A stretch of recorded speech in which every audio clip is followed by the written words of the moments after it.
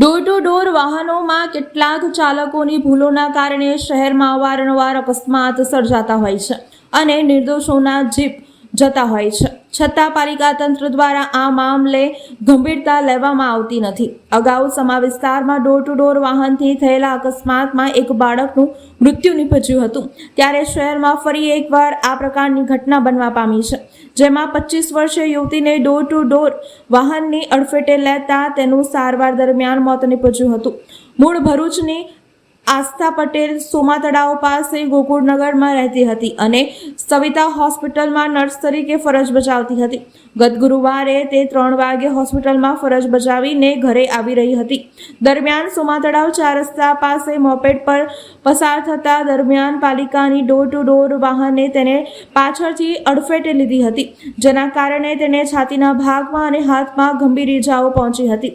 અકસ્માતને લઈને સવિતા હોસ્પિટલમાં તેને સારવાર માટે દાખલ કરવામાં આવી હતી, જેનું સારવાર દરમિયાન બુધવારે મોડી રાત્રે મોત નિપજ્યું હતું, જેથી કપુરાઈ પોલીસે કાર્યવાહી હાથ ધરી હતી। આસ્થાના પિતાએ જણાવ્યું હતું કે અમારી દીકરી વડોદરા નોકરી કરવા મોકલી હતી।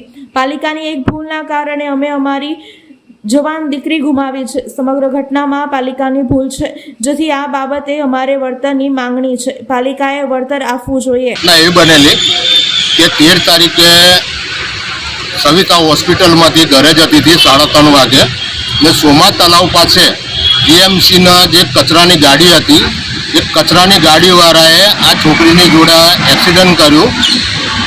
ત્યાર પછી એ છોકરીને સવિતા હોસ્પિટલમાં લઈ ગયા ને ત્યાં 7 વર્ષથી નોકરી કરતી હતી સવિતા હોસ્પિટલની અંદર નર્સિંગ તરીકે, ને ત્યાં આગળ એડમિટ કરેલી ને કાલે 4 વાગે આ છોકરીનો ઇંતકાલ થઈ ગયો છે।